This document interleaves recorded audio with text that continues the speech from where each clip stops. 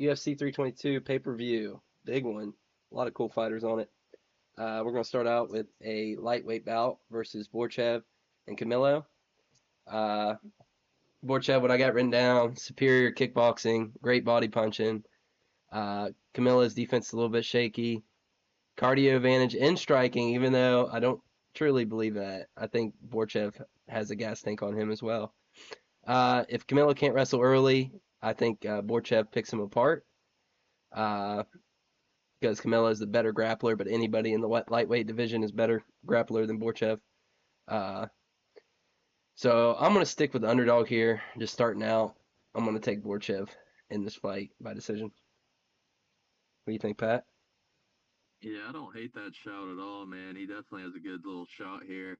Well, the thing is, like I say it all the time, I don't put too much stock in how people look in their debuts. I mean, losing to Gabe Green's kind of a fucking disgrace, but I mean, he wasn't looking too bad in that fight until that moment. I just, I still don't understand how Borshev trains at Team Alpha Male, which is a predominant wrestling gym, and still can't grapple. It makes no sense to me. And Camillo, I mean, does he have the best wrestling? No, but he does have a couple recent submissions, and I think he had an armbar, and he has a Kimura in the past 2 years or something like that. And there's definitely a world where it's going to happen again here. I'm taking Camillo by submission.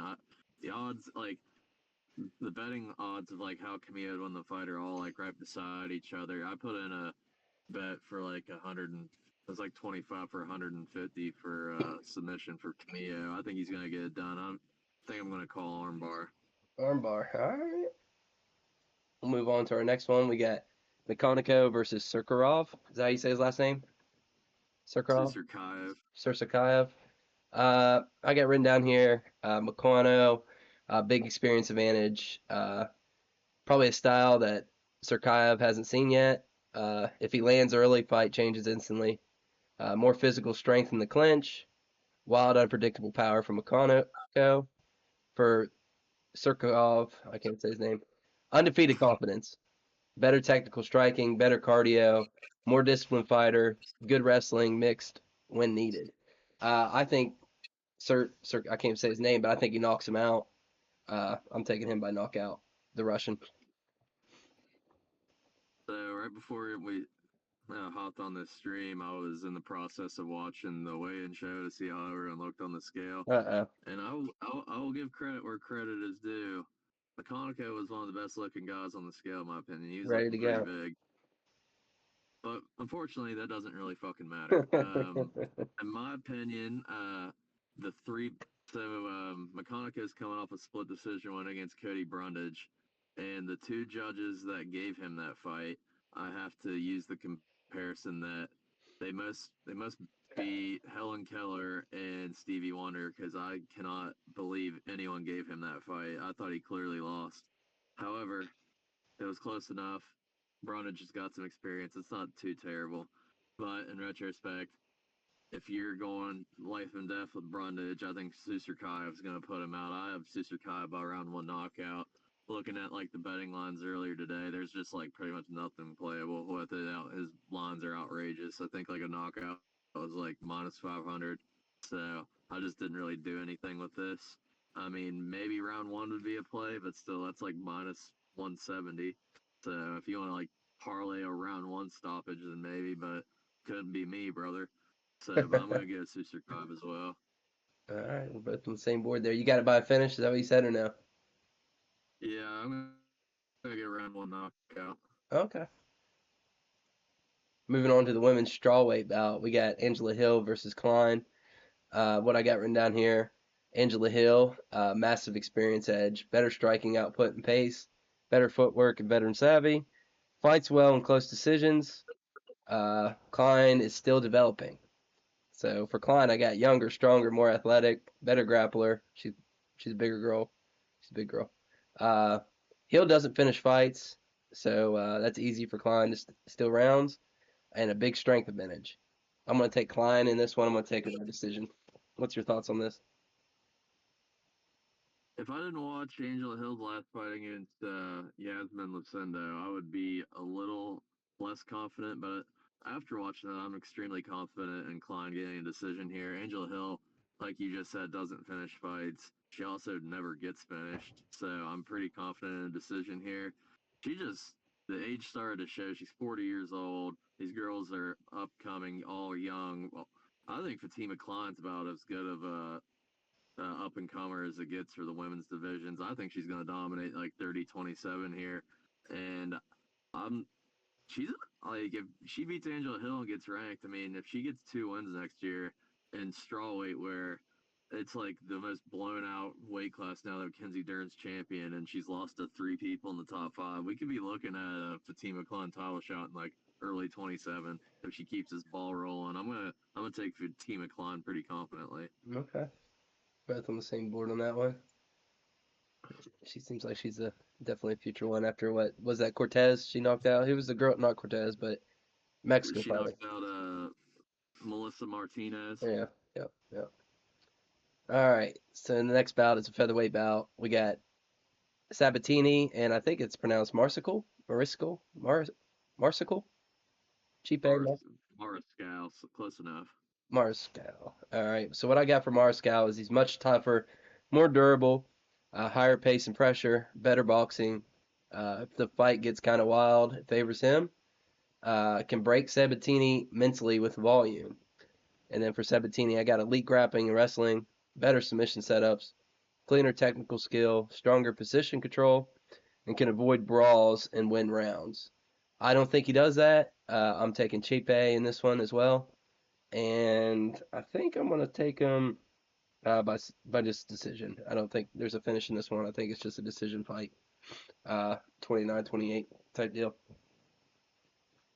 So they're actually, I know it's not listing it, but there's actually 2 rematches on this card.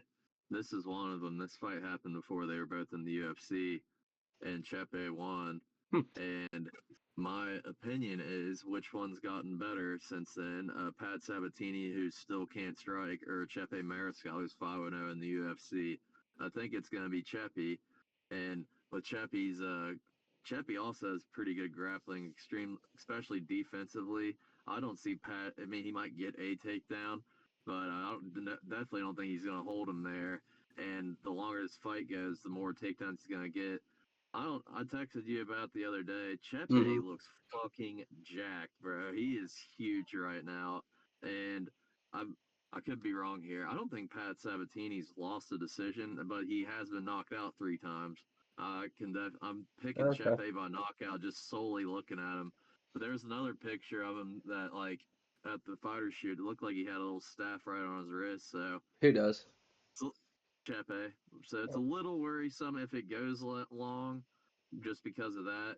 But I don't think it's gonna go long. I think it's gonna get knocked. It's gonna get a knockout in the first or second round. I mean, looking back at some of his fights, like the Trevor Peak fight, the Morgan Charrier fight, he's hitting those dudes with shots that Pat Sabatini's proven cannot take it on his chin.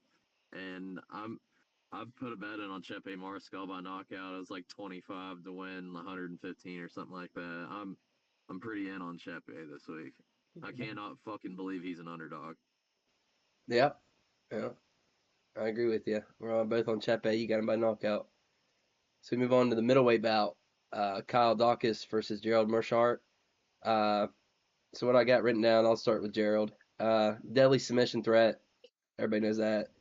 A little bit of power, huge experience advantage. Momentum fighter. If you heard someone. If Kyle leaves his neck, that's the only way I see him winning this fight. Because I got Kyle Dawkins, better cardio, cleaner overall striking. He's a younger fighter, he's a taller fighter. Uh, he can outwork Meerschaert round by round with his cardio, and I think his submission defense and his length and range, he'll be fine. I actually got Kyle by knockout in this fight. So what's your thoughts? So I like Kyle Dawkins by knockout as well. I think he's gonna get it done in like round 1 or 2. But I feel like a lot of like these odds are getting a little testy here. Like, let's be honest with ourselves. No one had him beating Michelle Pereira, and he kind of flukily got like a 40-second knockout. I'm a little less hesitant on it. A bet that I placed though, because I could definitely see a world in this is I couldn't believe this was plus money either. Dawkins by knockout or GM3 by sub, Huh. because Yeah. he just Dawkins just kind of screams the guy that would get round 3 GM3, if you know what I'm saying. So I think Dawkins knocks him out early, but if this fight goes long, I haven't really seen Dawkins like improvements that he's made since he left the UFC. I could definitely see a world where GM3 can get this done late, but I'd like plus 110 on that bet. I've got bets all over this card. I mean, I'm a fiend. I can't help it. But I'm going to take Kyle Dawkins by knockout. Okay. So we have the third guy to fight. We're moving into our just regular. I'm pretty sure this is regular prelims. The third guy to be on the card against Malcolm Wellmaker is Ethan Ewing. So what I got for Wellmaker, of course, everybody knows he's on a roll, strong prospect, uh, more polished striking. He puts dudes out, better athleticism, definitely high finisher upside. Uh, Ewing starts a little slow, and that could help Wellmaker capitalize early. Ethan Ewing, I mean, pretty much what I have for him is better scrambler and wrestler, more battle tested in tough fights because Wellmaker, let's just say this, does not have to really grind early on in his UFC career. His shot is if he can mix his striking with his wrestling, then he can win a grind here. But I'm going to stick with the momentum here with Wellmaker. And I think this is just another guy that he puts out. But I don't think he puts him out early. I think it can be a little bit of a grind and maybe knocks him out in late round 2, early round 3 type deal. What do you think? So going into the Cody Haddon fight, I'm not going to spoil. I had two people on this card that I don't think very many people would have had. I was gonna take Cody Haddon to beat Malcolm Wellmaker. I think Cody Haddon's pretty good, but this is unfortunately he broke his foot. So I don't understand how you break your foot 2 days before you fight, but it happens, I guess. But so Ethan Ewing, actually Ethan Ewing just fought last weekend for a title at I can't remember. It's Uriah Faber's promotion. I can't remember what it was, but he first got a first round knockout over Billy Brand, who actually was the guy that Cody hadn't beat on the Contender Series to get into the UFC. So I rate That's that pretty win cool. pretty well. Yeah. And I think this Ewing guy is going to be able to get wins at the UFC level. I like his pressure. From what I saw, I had to get some clips in. He has pretty good pressure, and he just seems like a guy that's just tough as fuck. But 2 day notice is a lot to ask for against a dude that bombs like Malcolm Wellmaker. I'm gonna take Malcolm Wellmaker by knockout here, but don't be shocked if this kid hangs in there a little long and might even get the decision. I highly doubt it, but he's tough, man. I like his shot in the UFC after this fight, but I'm gonna go with Wellmaker. I wonder what goes the distance odds are then. That's something to sprinkle. Uh, let me. So I saw they had. I mean, even Vegas understands how good this Ethan Ewing guy is. Like Yeah, they got him Wellmaker's not fight. even minus 500, which is insane for someone taking a fight on 2 days' notice. Hmm. Last time I checked, they didn't have odds up for anything like that. Oh, okay. Let me hop on here real quick. Yeah, that'd be something interesting to look at. Oh, they do have odds on here now. Winning method. Malcolm Wellmaker by decision is plus 550. Hmm. Not bad. That's not a bad little Not bad sprinkle. at all. That's not a bad little sprinkle. Give him a little fight. He needs a fight, man. He hasn't been in I one. might, I might put their thumb on that later.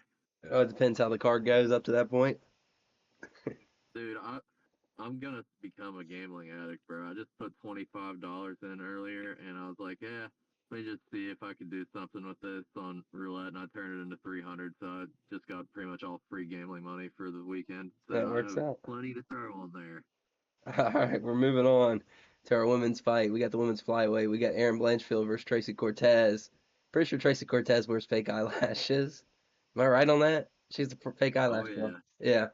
So what I got written down for Tracy Cortez, strong defensive wrestling, better boxing technique than you might think, more composed on her feet. Uh, Blanchfield can get hit, often. If Cortez can keep it standing, that's about her only shot because Blanchfield, she's pure grappler. If it goes to the ground, probably Cortez isn't getting back up.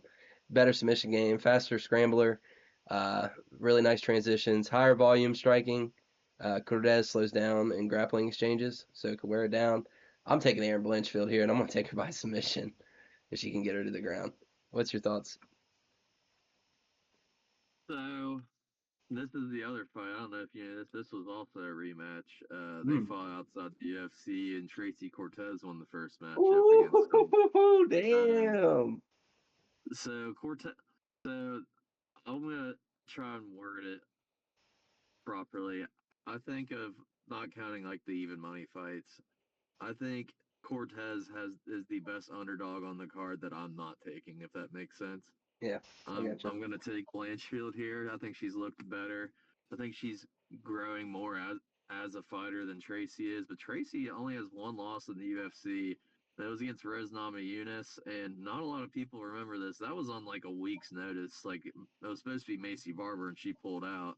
So I mean, it's not too terrible of a loss. And Erin Blanchfield was getting beat up by Rose for 2 rounds, and then she wound up taking over and winning the fight 3-2. So I mean, this is kind of a toss up, and I think the odds of Tracy being almost plus 200 are kind of fucking insane. But I'm going to get Blanchfield here. I think she's going to be able to get takedowns on Tracy, but she's got underrated wrestling, Tracy does, so I think if she keeps this spot on the feet, it might be a long night for Blanchfield because we've already seen what it looks like when she can't get takedowns against like Manon Farrow. So I'm going to get Blanchfield here, 29-28 decision, but there's definitely a world where Tracy steals this one. Okay. So we're gonna move on to the middleweight bout. It's a pretty cool fight. I wish Roman would have fought that dude that he backed out of the fight, right? Is he's the guy that backed out of that fight? What fight?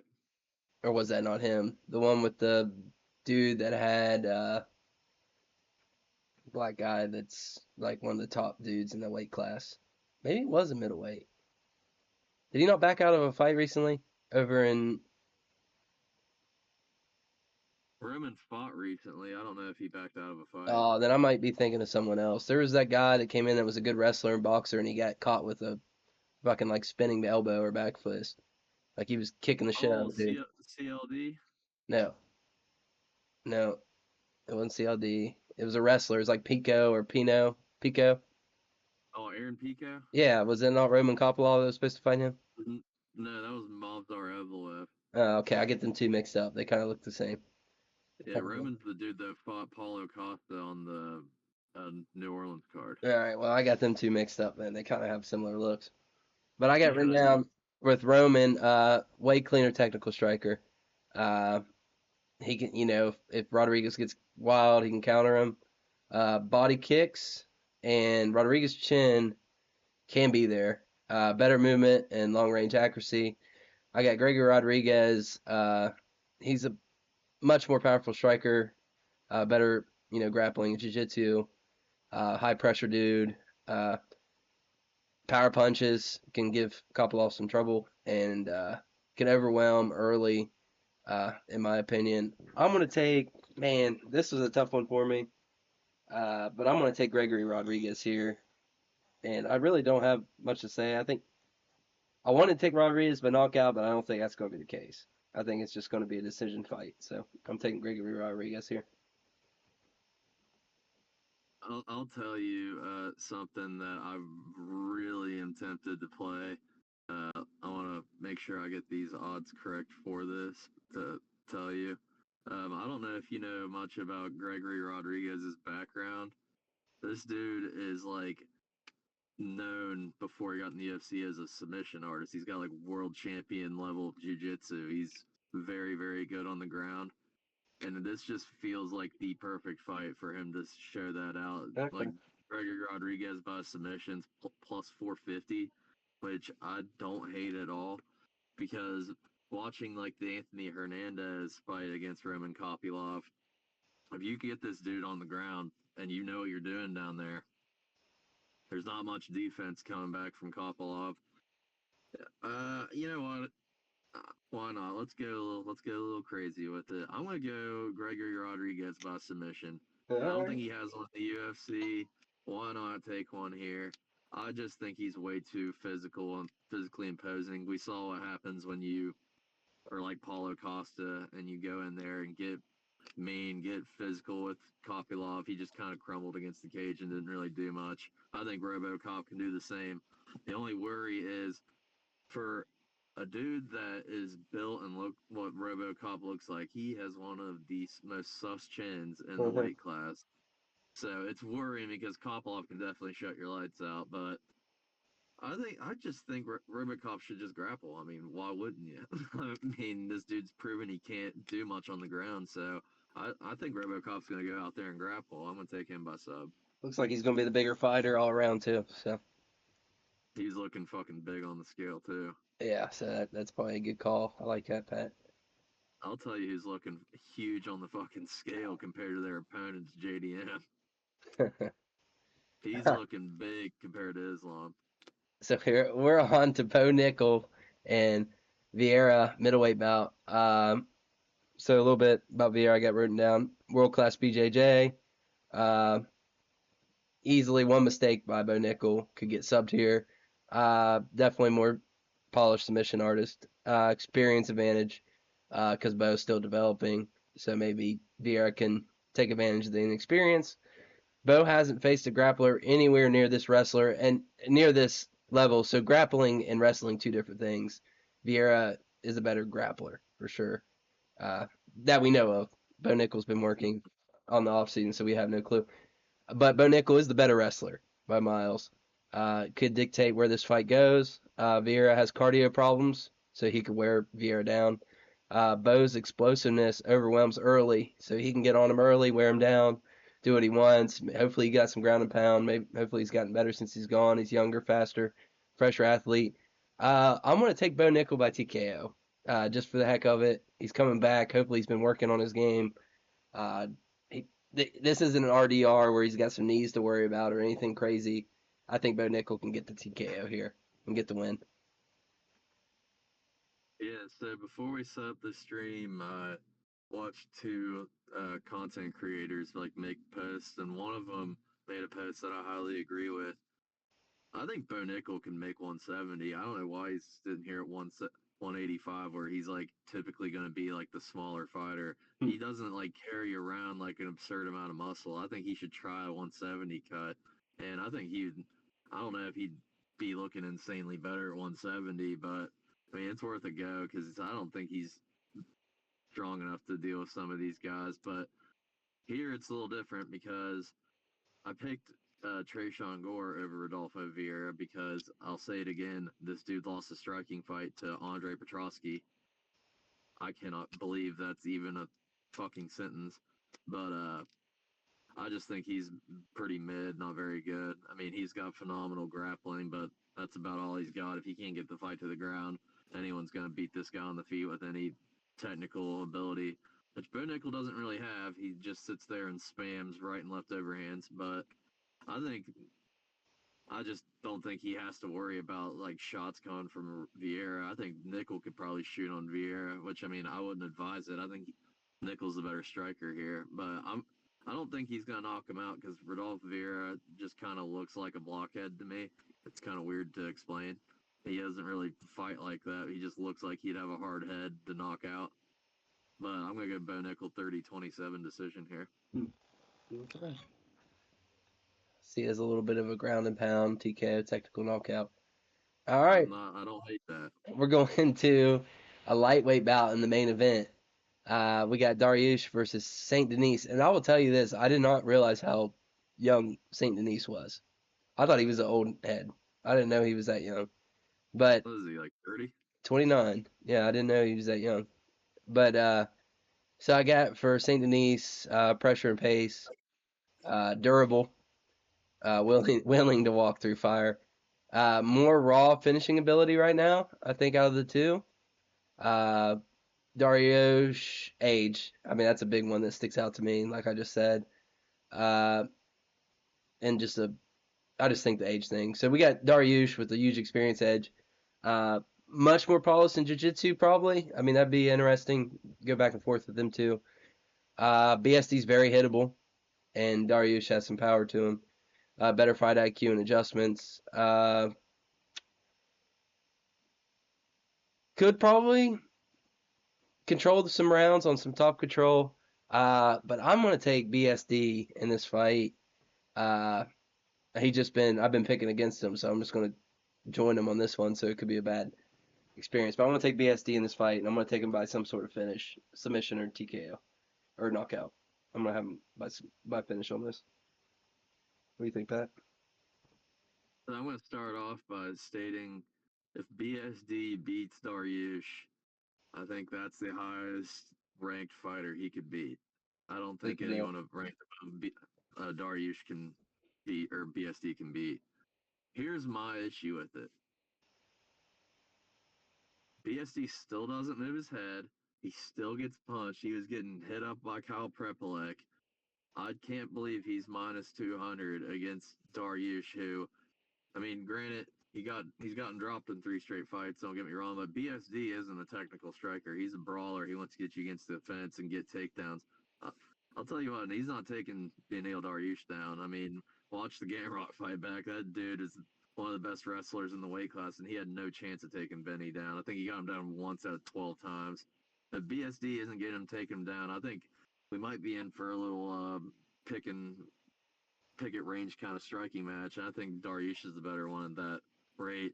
Dariush, unfortunately, is the only fighter on this card that missed weight. He missed weight by a pound, but he still looked good on the scale and everything.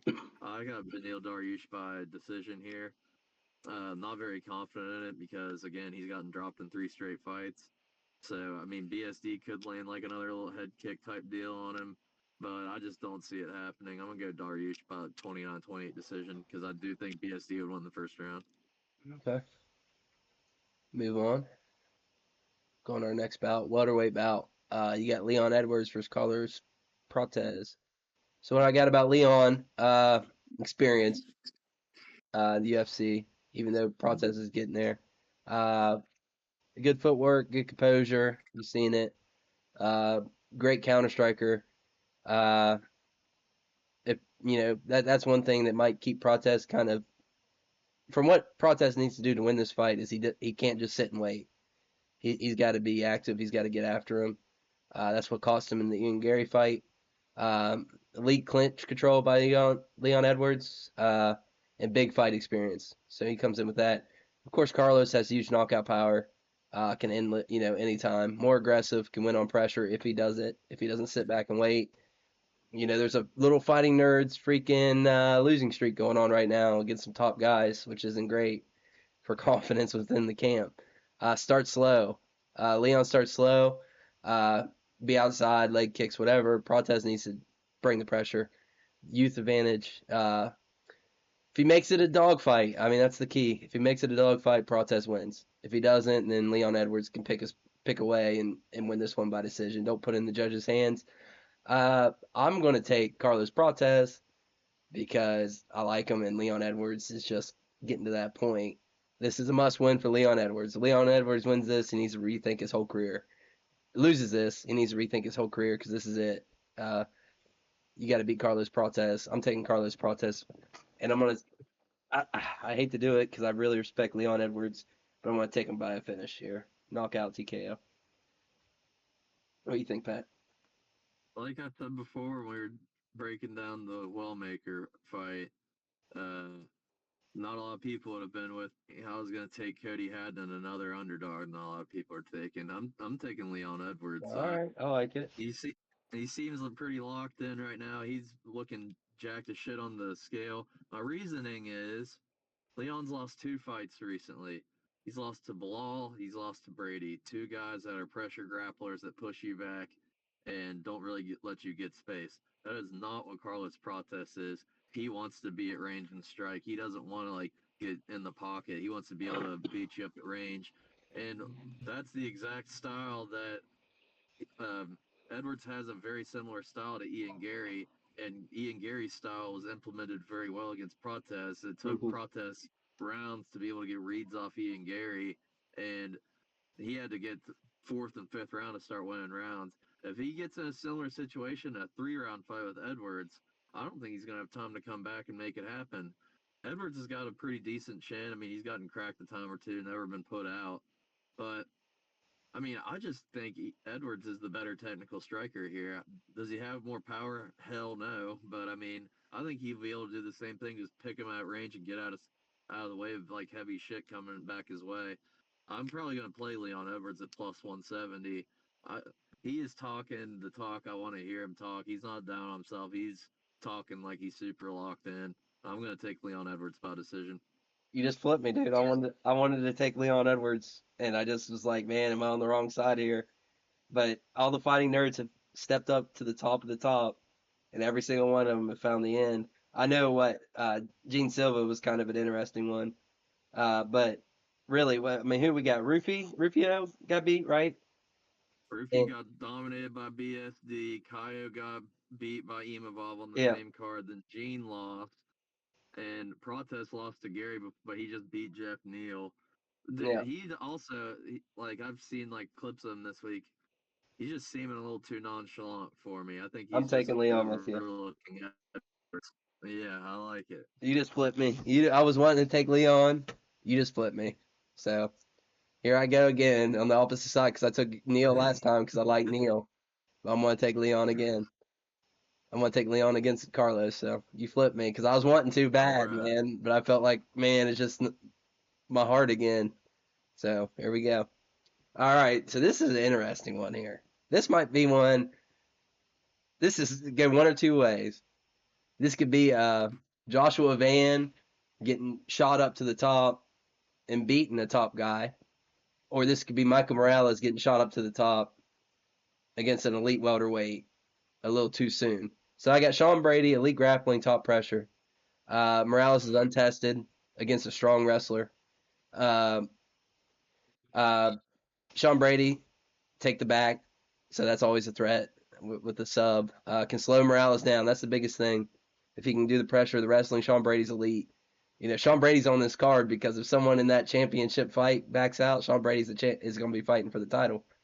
Uh, so that grappling could drain that explosive power of Michael Morales. So this is a big test for Michael Morales. But Michael Morales has big speed and reach advantage.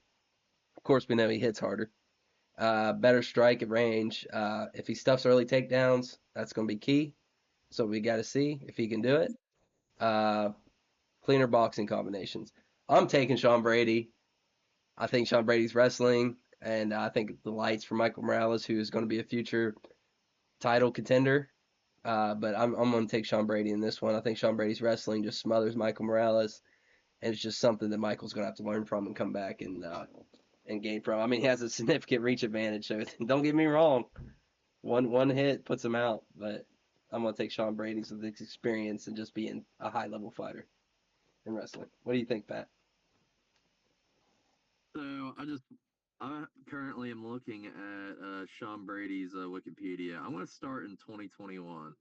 He beats Jake Matthews by submission. Jake Matthews, I mean, he's not a big welterweight. He's should be a lightweight in my opinion, but gets Yeah. dominated on the ground. It is what it is. He goes life and death with Michael Chiesa. He wins a 2-1 split decision against Michael fucking Chiesa. Then he Uh, gets knocked out on the feet by Bilal Muhammad because he can't. uh, Bilal refuses to let him get space on him. Like Brady has to fight being the forward fighter. He does not like fighting on the back foot. Bilal forced him to fight on the back foot, and TKOs him standing. And then here comes his current win streak. He gets a Kimura over fat fuck Kelvin Gastelum. He beats the shell of Gilbert Burns after coming off the horrific damage he got from JDM, and he beat Leon Edwards, who he's the perfect style matchup against. I think I I don't know why I'm so confident in this. I think people are underlooking how Michael Morales' grappling is. I mean, it hasn't truly been tested. He has a that's it. 90% takedown defense. He's the national champion of wrestling in Ecuador, also Muay Thai. So I think the way to beat Sean Brady, I mean, the playbook's already out there. I don't think he's improved anything crazy. Do not let him get on the front foot, force him on the back foot, and stuff takedowns. If you do that, you're going to beat this guy. And unfortunately for him, think a guy with crazy good takedown defense and a 7-inch reach advantage is the horrible fucking matchup for him. I think Morales is going to back Brady up and beat the fucking shit out of him. I'm going to go Michael Morales by round 2 knockout. All right. I don't know why I'm so confident in it. This dude looks absolutely fucking huge compared Oh to yeah. Brady on their face-offs. I think he's going to destroy Brady, and I don't. Brady can easily win this fight. Don't get me wrong. If Brady went, Dana kind of said at the press conference, the winner of this fight's getting a title shot. I couldn't believe he I believe it. agreed to that, but that's what he said. And Morales is marketable as fuck down there for South Americans. I think the UFC's hoping Morales wins, but Brady better get that fucking forward pressure moving because if he's on the back foot, I think he's in deep shit. But I'm gonna go Morales. All righty. Now we move into our co-main event, women's flyweight title belt. We got Shevchenko versus Wei Li. It's Wei Li, possibly the stronger fighter. I know size, whatever, but more explosive athlete, higher output, uh, improved wrestling and takedowns, power advantage, maybe. Younger and fresher, which I don't think by much younger. If she turns into a brawl, I can see that making it uncomfortable with Valentina. But so for Valentina Shevchenko, more polished striking fundamentals, great footwork, and distance management, which would be key to win this fight. Great defensive wrestling, which she has to do. She has to do that. Championship experience. She's been here multiple times with Zhang Wei. Li has too. Uh, Better overall fight IQ. It's debatable, but I'll give it to Shevchenko. Man, this is a tough one, but I'm taking Shevchenko to defend her belt. I think if she defends her belt here, I wouldn't be opposed to her just saying I'm done. Just did it. You took out Wei Li. What's the point of keep on fighting until you lose? Uh, I think if she beats Wei Li here, you beat the woman coming up that was a champ. You're considered one of the greatest of all time. Just call it a day, man. But she probably won't. But I'm gonna take Shevchenko here. So I don't know why, but as soon as this fight got announced, I immediately thought Valentina was gonna win. I think she's still gonna win. I think this is gonna be like another 48-47 decision. Uh, just think she's gonna be able to outsize her. She looked pretty good on the scale as well. Whaley Mhm. looked good, but I mean, I think this is gonna be a back and forth fight. I could see this fight being a split. There's an interesting point that you mentioned about her retiring. I think if she wins this fight, she should also, because there's already a number one contender after this fight, and I think that number one contender beats Valentina. So I do not think she should be taking another fight after this. But I mean, if she loses, then I'm sure 100% she should stick around. But I mean, Yeah. it's kind of just what she wants to do. I don't know if you know who I'm talking about, Natalia Silva. I Yeah. think Natalia Silva will beat Valentina, but I also think she'd lose to Wei Li. So it's interesting. Hmm. I'm kind of interested if Valentina wins, what Wei Li's going to do, go back down or stay at this weight class. It's interesting to see. But I'm going to give Valentina probably my lowest confidence pick on this entire card because Wei Li can definitely bang too. But Yeah. I'm going to give Valentina. And now we're moving on up to the welterweight title bout. Really good one. You gotta give Islam credit. He's going up. He's saying I'm gonna fight in the upper weight class. I'm gonna try to become a two-time, right? Two different weight class champ. This would be Yep. that one. Yeah. So I give him a lot of respect because a lot of guys that had that Machayev last name won't do that. They kind of stick around and dominate their weight class and don't really try to push themselves to be all-time greats. So why Islam is fighting, he's a world-class wrestler. Everybody knows that. Strikes with top control, elite submission game, better cardio in 5-round fights. Uh, he's got to be able to put Jack on his back foot uh, and experience in multiple title fights. But then you got Jack Della I can't even say it, JDM, But yeah, there you go. Maddalena, how do you say it? Jack Della Maddalena. Maddalena, yep. Can win. It's pure boxing. I mean, that's his key. He's a big dude. Uh, If Islam comes at him straight, JDM can counter him.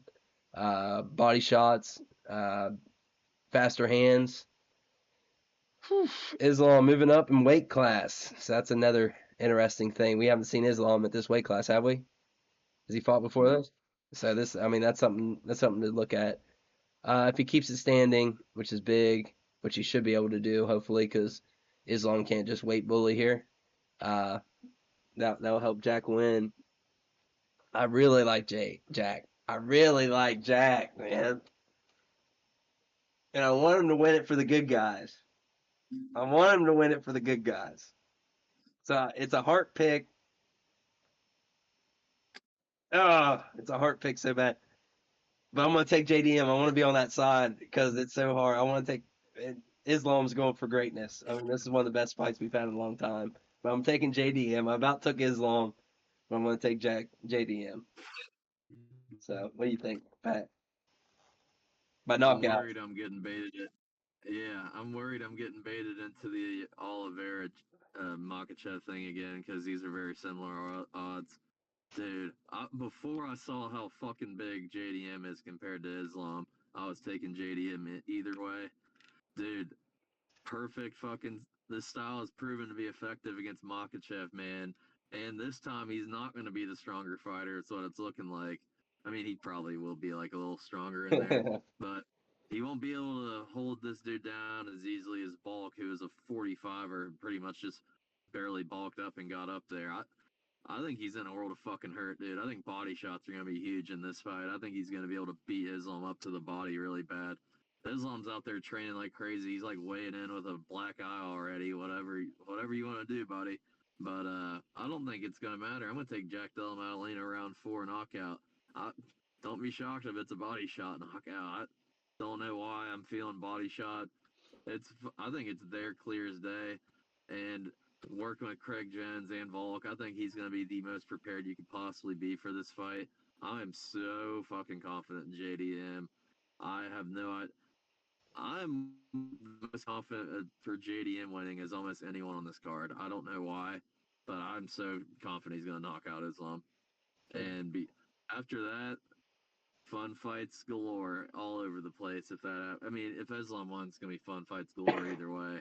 But I mean, if JDM wins, there's nothing holding back Taporia Islam. Damn, that's another big one. And then Damn. after this, 3 fucking complete banger cards in the year after Let's this. hear them. Let's hear them, Pat. List them from your favorite to your top to bottom. Which one's your favorite out of the three? Which one's your least Of, of, favorite? of these 4 fight cards, I've got 323 ranked 1, 322 ranked 2, the Qatar fight night next week 3, and the Apex card, the last card of the year in December, ranked 4th. But I mean, that 4th card so far on there: Roy Volkov, Giga Chikadze, Kevin Vallejos, Kennedy Nzechukwu, Marcus Pachecha, Joanderson Brito, Meltic Bogdasarian, Melky Costa, Morgan Charrier, Cesar Almeida, Cesario Zaychek. Fucking bangers all over that card. And that's going to be in the Apex, of course. Yep. Bangers all over that card in December. It's my favorite card coming up. And then Qatar, bangers all over the place. Like Beksak Almakhan and Alessandro Taporia is the 3rd fight on the card.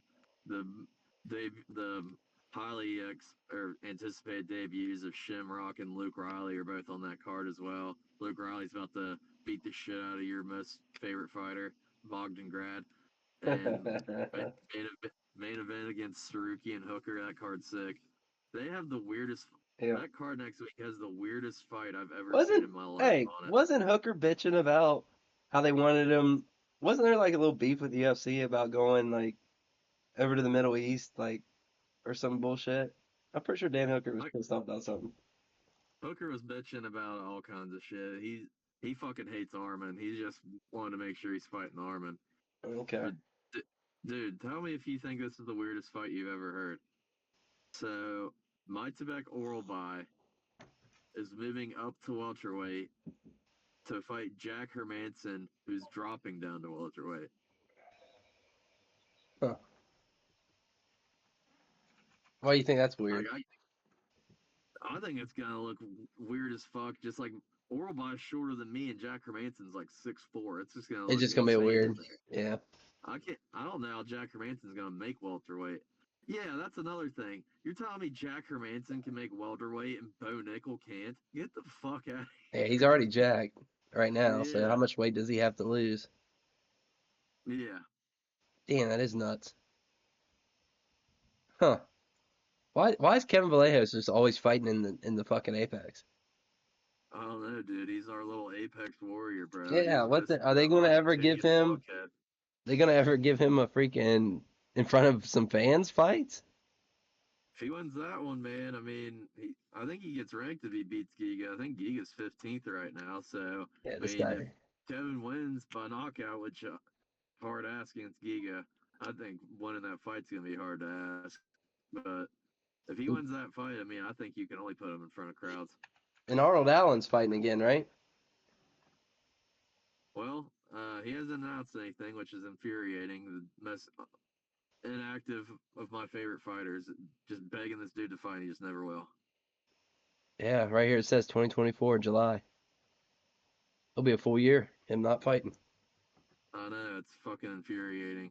And they haven't booked anything under the new Paramount deal yet. I haven't seen a single fight made.